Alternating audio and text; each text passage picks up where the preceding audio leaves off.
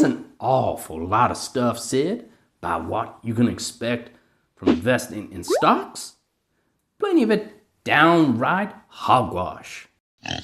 You know the truth about how much you could actually make investing in the stock market based on real numbers that ain't made up. Well, this video's for you, sunshine. Good day to you folks. Money Jim here, your money pal. 8 to 12% a year. That's what most folks reckon they'll get or say you'll get on average investing in the stock market. And it would be mighty nice if you could. See, if you got even an 8% return each year, you'd more than double your money every 10 years.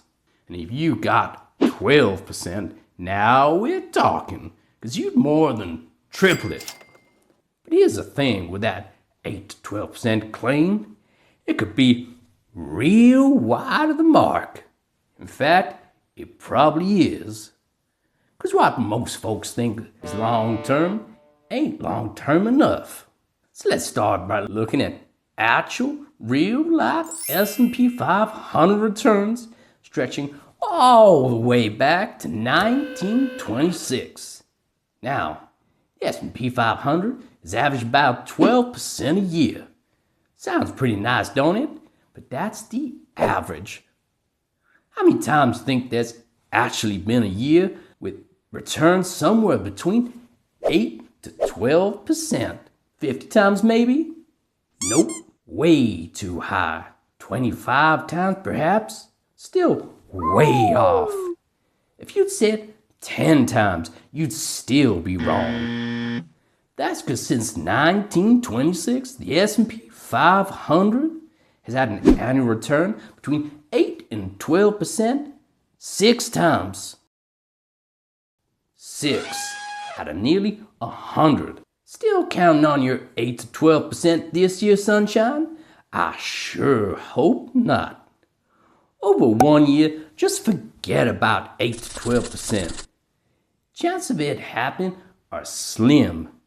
But what about over 10 years? That's long term, ain't it? Well, sunshine, you're still a long way off the mark. See, the best 10-year return was a whopping 522%, and the worst, actually losing 13%. Pretty big range, ain't it? So if you're trying to work out what your stock investment's gonna be worth a decade from now, just you realize that 8 to 12% average you're expecting could be a mighty long way off from what you actually get. Looking at it another way, let's see how many times the S&P 500 ended up with 8 to 12% average annual returns over 10-year periods. Well, it's sure better than single years, but it's still only 18 times since 1926. That's not even 1 in 5. Still ain't good odds, are they? Okay, so if 10 years ain't long enough, let's try 20 years, shall we?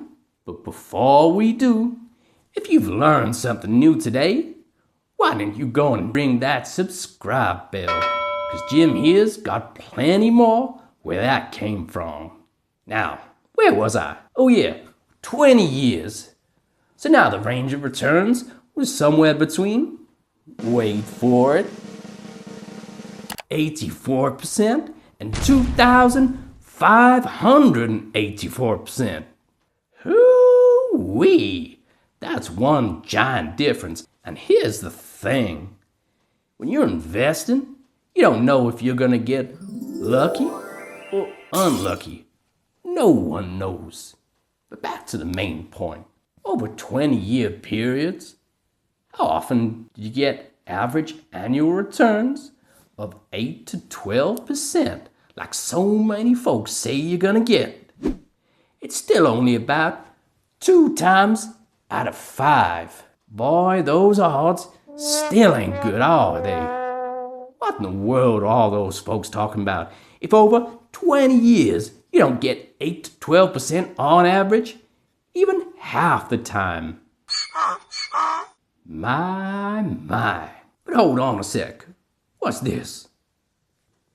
30. Over 30 years. Now that's more like it.